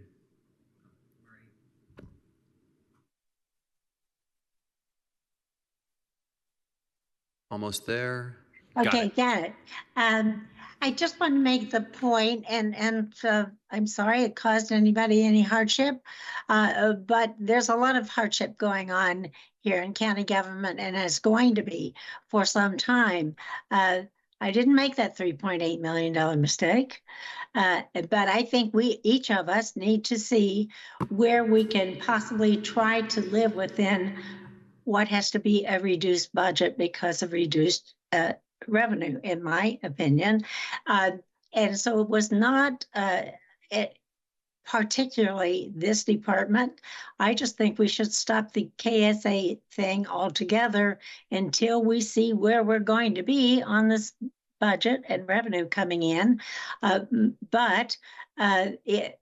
Clearly, it's only the first go. I can say no, but what it does, it just delays everything. So I could either go along and just say yes to everything, or I can say, look, we've got to start looking at our dollars. And I regret that a department thinks that it doesn't matter if they've already got something else budgeted high, they can just use that money anyway. If they didn't use that money would go back into county general to help us all get through. That used to be understood by all. It appears that's no longer understood, but I wish you well. When I looked at the applicant, I thought, if we're going to do KSA, well, of course, that person is qualified. But in my opinion, I think we should stop it. So there we go. Sorry you had a tough time. We're all having a tough time. Right. Any other comments from council? Yes, Mr. Henry. Thank you, Mr. President. I just want to thank you for your comments. Clearly, decisions in this room have real-world impact. And I can't imagine how many clients of the county's public defender's office had to meander through a few weeks here. So I take your words to heart. These are real world situations we're talking about. They're not abstractions on a line. And when we are not surgical about our approach, it creates problems.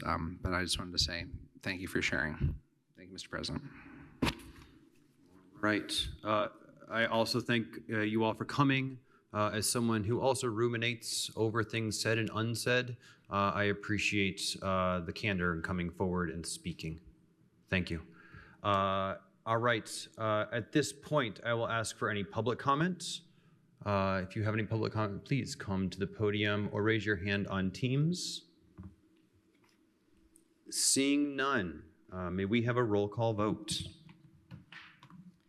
Counselor Feidel, Yes. Counselor Henry, Yes. Counselor Wiltz, Yes.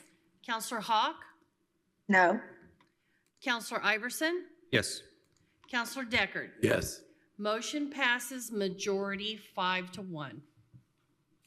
Thank you very much. Thank you. You're welcome. Thank you for what you do. All right, we reached that point in the agenda where it's time for county councilors to update the public on their liaison ships or any other comments they would like to make. I'm going to start with on the far left here, Councilor Feidel. I'm ready with my color-coded notes. Oh my goodness. That seems to be drawing a lot of attention these days. All right, let's see it. So first of all, I don't have a specific a liaison assignment with Visit Bloomington. However, they made a presentation at a DBI meeting, which is my purview. And I thought I wanted to share publicly some of these things that they shared from their annual report, which I found very interesting that the public may want to know about. For instance, so this is titled, What Had the Most Impact in 2024? IU football was $60 million in estimated football economic impact. The solar eclipse, 90% lodging occupancy Sunday through Monday during that event. Airbnb, short-term rental bookings grew by 27% in 2024. Visitors spend over $150 million on food in Monroe County every year. And then in each of these categories, it goes up. The numbers go up. So from 2020 through 2023, the amount the visitors spent ranged from $309 million to $509 million in a four-year period. Wages generated, same time period, $114 million to $191 million. Jobs supported ranged from 4,700 to 7,800. The tax receipts generated, both state and local, went from 54 million to 90 million. And then going on to economic impact of tourism, for every $100 spent by a visitor in Monroe County, over a third of all food and beverage revenue in Monroe County is generated by visitors. The 20% of lodging rooms purchased in Monroe County in 2024 were short-term rentals. A couple more things here. So this topic is the sports travel marketing. 17% of our visitors here are here to watch or participate in sports. And then they just wanted to feature also the Cars Farm Park investment, and that begins in 2025. And Visit Bloomington is already partnering with Monroe County Parks and Rec on that effort. So that's all from Visit Bloomington, which I know you can find on their website well for that report for 2024 tourism report. Now, onto my other service with liaison assignments. I met with the Youth Services Bureau, learned a lot there, the ages they serve, 10 to 17, at no cost. They have a Safe Place program, 24/7, and that operates for people or young folks between 8 and 22. They have Bloomington After School Network, youth worker cafes, building a thriving and compassionate community. And then leadership opportunities for young folks. There's the Monroe County Youth Council, plus the Youth Advisory Board. And they also have programs that are community-based for counseling and community-based programming. Then the City Economic Development Commission meeting I attended as a council rep. We made a recommendation for 2 resolutions that will come up at the city council regarding Gene B. Glick's purchase of, and they'll be rehabbing the projects both at Cambridge Square on North Pete Ellis Drive, which is 153 units, as well as Henderson Court, 150 units, which is on Winslow Court. And then both of the rehab projects, the developer will apply for low-income housing tax credits. So that seems like some good low-income housing news.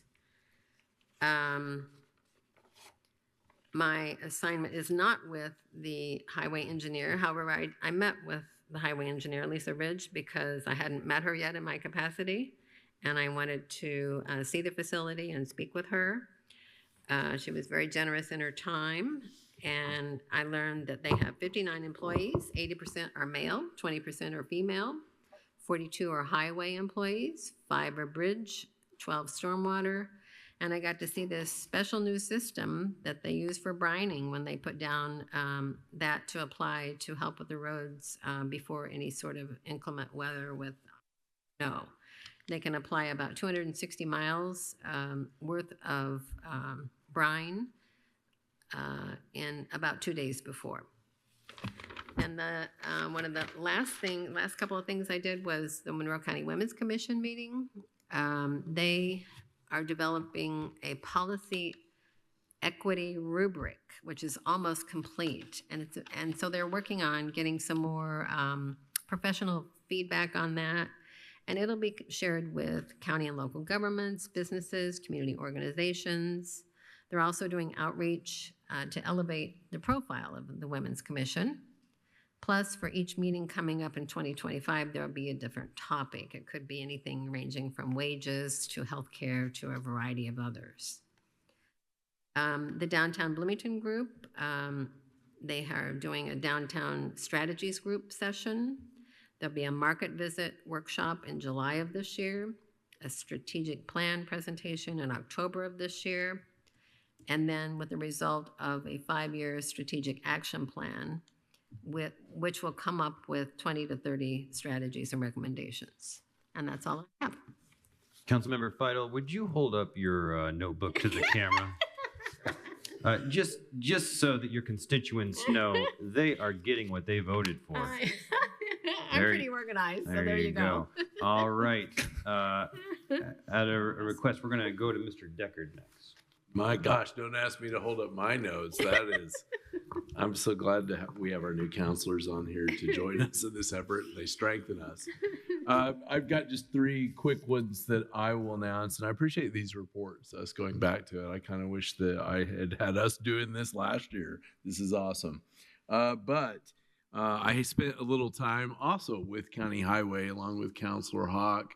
We spent some time last Friday morning with Lisa Ridge and Toby Turner talking about some of the realities that they are facing out there and hearing about the good work that they do. One thing that Highway does exceedingly well is they figure out how to bring dollars into this county, and they have the hot hand at it. And if you go up to Indianapolis and say, Lisa Ridge in the halls of the State House, you get smiles. And I'm not sure all of us get smiles when we go up there. So awesome work that they do. I also spent this morning with the Ellisville Chamber of Commerce. It's not technically a liaisonship, but they invited me to come out and to meet with their policy committee. And counselors, I expect that others of you and other county elected officials will be having similar invitations. And we talked a lot mostly about what they wanted to talk about, current events related to issues facing our community and our county. And Ellisville continues to be a community that is seeing tremendous growth, and they're seeing a lot of change. And we also at a county have a lot of change that we are going to be facing down ourselves. We talked about recent population discussions, the impact that has on us, and how, as elected officials and other concerned business leaders and community members, we need to be thinking about it. The last thing that I just, by the way, also last night, I spent some time, I get a lot of these, I don't know if other counselors do, but I had a visit with the Grandview Scout Webelos. I'm a Grandview Tiger myself, and it was good to meet these new Tigers and particularly to hear about their activities. And I have to tell you, they had as many hard questions for me as the Elsville Chamber did this morning, and that doesn't diminish either group. So they asked good questions, and much like the folks that we saw at the beginning of our meeting, it is always awesome to see folks that are doing something, serving something, when they could be doing anything else but to giving back. Finally, I'll mention this not to steal anything from our liaisons that work with the clerk and the election board, but council had reminded earlier that there is a vote center plan hearing on April 3rd at 1:30 p.m. I assume that's here in the Nat U Hill room? Correct. Correct. So for folks that either want to learn about vote centers or weigh in on vote centers because you have strong thoughts, I know a lot of us have different thoughts on that, this would be a chance to weigh in on a proposed draft plan. And I am anxious to see that myself. I don't know if an advanced copy gets out, but I would love to see that. As you all may recall from my time at the state, I was co-director of the state election division when vote centers were first legally authorized. And I'd love to see what this plan looks like for the community and county and figure out what's best for us. And the draft plan is available on the election website. This is going to be the first of 2 public hearings. So at this public hearing, they'll receive the draft plan and there'll be a presentation on it. It will be the start of at least a 30-day public comment period where the public can provide written comment, and details on how the election board will receive that written public comment will be determined at that first public hearing. And then after the 30-day public comment period closes, there'll be a second public hearing. So really, because vote center law in the state allows that plan to tell you how it's going to be, to put it no blunter than that, if you wonder how it's going to be for members of the public, this would be a good chance to see this. And this is a powerful and can be really good device, but this is your chance to see that. Hopefully maybe ask some questions and then we all can weigh in. So that's all the reporting I have. Thank you so much. Mr. Henry. Thank you, Mr. President, and thank you, Councilor Deckard, for covering that for me so I could talk about other stuff. But I will also say that's a busy week in the Board of Elections as the public hearing will happen, and it's the regular meeting that week on that Thursday. I think isn't that the first Thursday, or are we going to miss it? What's the sequence there, Molly? The public hearing is scheduled during the regular meeting of the election board. So it is my impression that the public hearing will take place. I don't know if they have regular agenda items for that day or not. Well, then I stand corrected, and yeah, there you go. That's why Trent covered it today. All right, I have some other things I'd like to chat about in terms of my liaison stuff. First, I want to offer a bit of a commendation to our Board of Health, as well as Commissioner Madeira and some members of the public that alerted us to an issue in our health department late last Friday of a family that was seeking a gender change on a birth certificate and at our public health department, which is was under a court order to do so. There was some confusion based on the governor's executive orders on whether or not our locality could actually execute on those changes, but as Commissioner Madeira had made it clear in local media that we will follow court orders in this county. Whether or not they go to Indianapolis and they're handled correctly will be up to litigation, but I'm very proud that our Board of Health got together quickly. Made it clear that for our transgender community, we're not turning folks away at our public health department, even if the state does. So thank you for that good work and swift work in our community to represent our values. Secondly is I wanted to also share with the surveyor's office, while I was aware of Mr. Enright Randolph's proposal this evening, which is a no-cost solution to provide training in the county for surveyors. He'll obviously tell us more about that next time we see him here. I also did get a look at the dashboard that the GIS specialist, Dr. Baton, is working on for the auditor in terms of what the dashboarding of our budget looks like. It is going to be wonderful to play with. I don't want to give away any data previews on it, but I walked away understanding that our criminal justice budget, the slice of the pie, is actually larger than the talking point I usually say of 50%. It's more like 62.5, but it's in there, and it's a really cool gadget. So I look forward to seeing that when we get that live. That I got a preview. So anyway, there's that. Second comment I wanted to raise to the council's attention some work that was done on the Plan Commission this past week to vote on it was a split vote, a positive recommendation for the downzoning of parcels that have been long designated as higher density parcels within the islands in the city of Bloomington, their county property. That was a 6-2 vote, which I would just indicate that myself and the other elected official, Trina and Randolph, that were on the Plan Commission, voted in the negative to make a recommendation to the commissioners. Their meeting is on Thursday on that. I will just say for the record that when we remove opportunities to restore and revitalize our community, and especially in economically depressed areas, we lose housing choices, we lose the property rights of parcel owners that live there and how they can use their property that they purchased, and ultimately lose the ability as a county to improve our ability to raise revenue off of parcels to help and share the tax burden in the community. So this is not a settled issue or a partisan issue in the county where one party thinks this is appropriate and the other does not. It is definitely a contentious issue for our body on how we approach zoning in the urbanized area and the fringe, but I've said my piece about it tonight. Lastly, I want to thank the jail commander for the opportunity to tour the jail last week and get my look in there. I've not been in there since Sheriff Kennedy was in office when I worked for the county 18 years ago, and I just want to commend the Sheriff Marte and the staff for the cleanup in there and the paint and the good work they do to maintain the facility we have while we try to figure out next steps. And just want to share with Councilor Wills, I did match your full shift with the deputy this week. As well, and got to ride with Sergeant Molden, who is a chatterbox like myself, and so we had a very fast 8 hours driving around the county talking about all sorts of things. I do want to say one more thing with the time I have. We did talk about adult protective service tonight as one of our items. I wasn't intending to talk about this, but on one of our runs, we did do a visit to a household out in Harrodsburg where there's an individual that needs checking on. And it turns out when we don't have good APS, our sheriff's deputies are the ones that are doing it. And it's something to keep in mind when we think about the totality of how we're using our services here and what we fund and how we fund it. So that's a lot, Mr. President, but there you go. Thank you very much. All right. Thank you, Mr. Henry. Council Member Hawk, would you like to share any updates? Yes, I certainly would. Today, in the Tax and Fiscal Committee, the House Bill 1080 was discussed and torn apart and put back together in a lot of different methods. You'll want to check Amendment 13 and to check the entire bill because it is changed dramatically.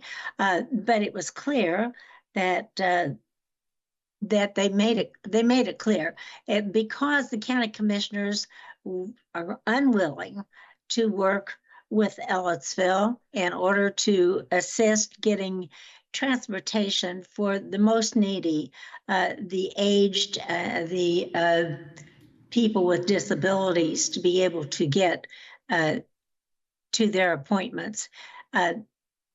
It appears this is not going to go through as we had hoped it would. When I say we, I'm not saying the majority of the council, but certainly when we're talking about our senior citizens, whether or not they're covered, whether or not we care what happens to them, then we should be caring also if we're doing what we can do to assist getting them from point A to point B. And so I'm disappointed that the county commissioners are not willing to work with our other communities and community partners to be able to see what we can do to address that. So that's very worrisome. The other thing that we have to look at is we know that many changes are going to be made, many. And so we're not in a position to be able to make long-range plans until we know what's happening at the state. And the taxpayers have made it clear they want an adjustment to their taxes. So we just have to be as prepared as we can be.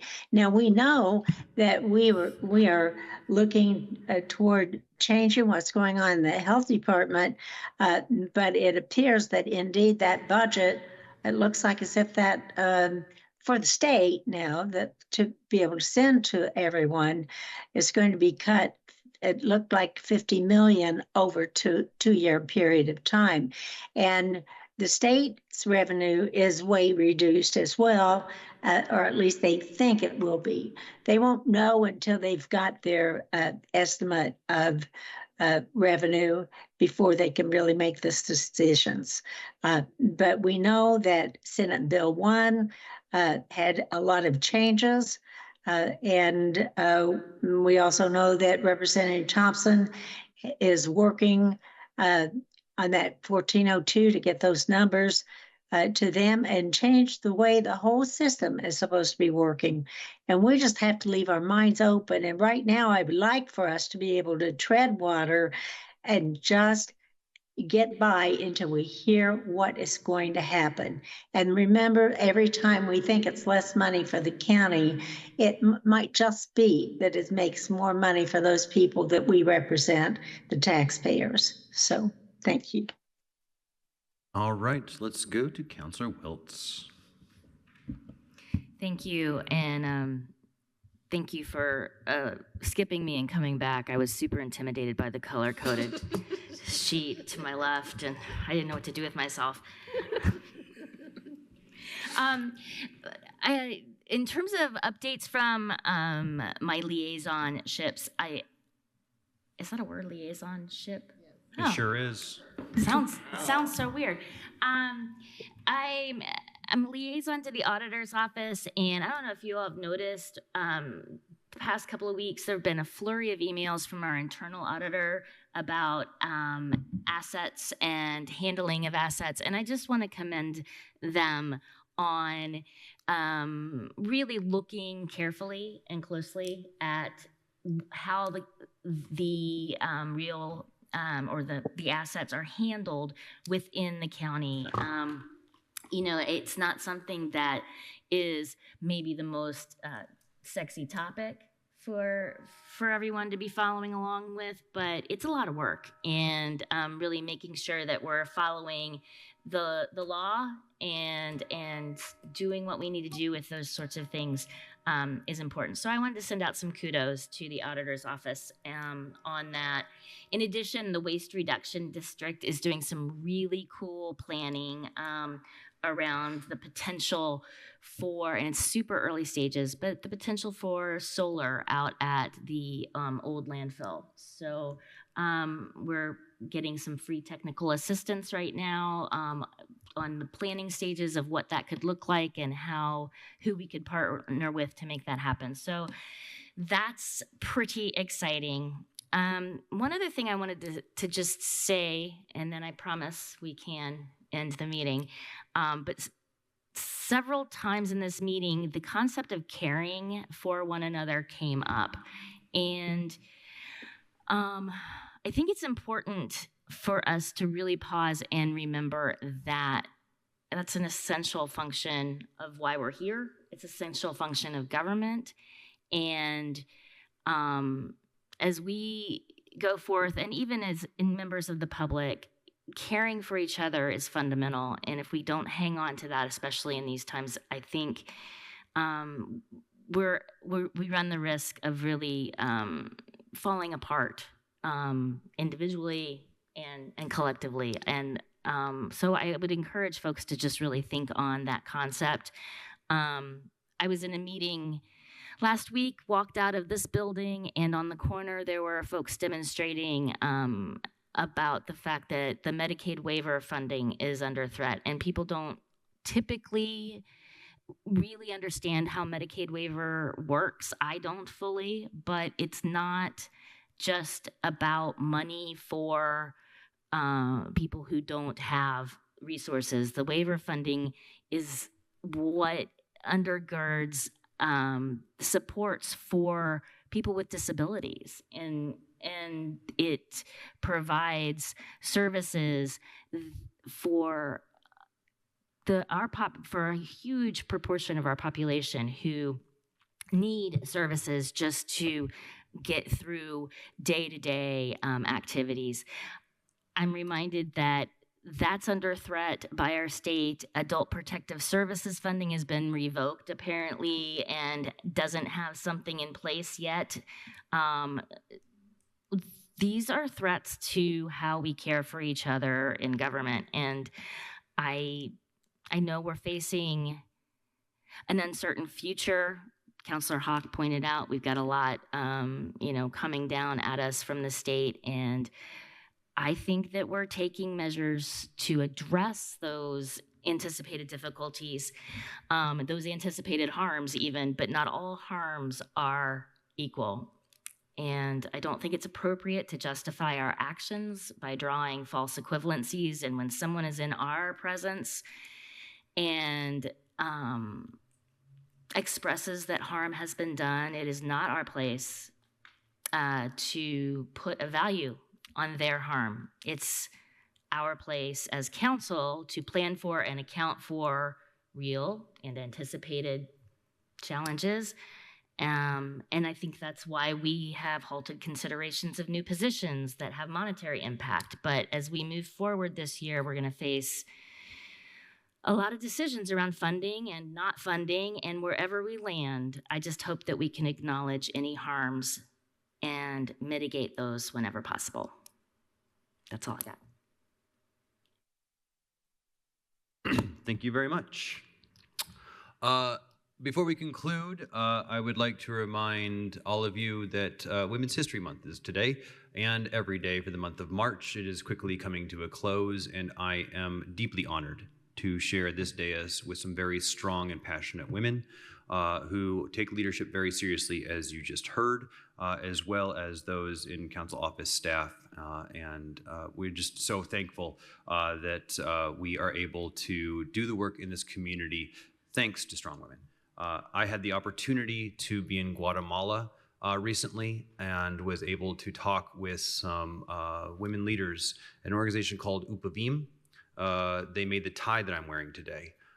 They are working diligently to train other women, to show leadership to other women throughout the country of Guatemala, and indeed the world, through their wares, to not only showcase that women can and are able to provide economically for their families, even some of the most challenging situations, but also that when women come together, we see some of the community's ills decrease, domestic violence and other forms of violence against women. So I wear this tie today in solidarity with not only the women in my life, but Todos Ubavima and all the women around the world, and just want to express my gratitude to those folks. And I want to end this meeting with a little bit of that celebration. This has been a pretty high stress meeting, and some things have been said, and I think it's important to recognize that we are surrounded by really strong women who are doing really great things for your community. We're adjourned.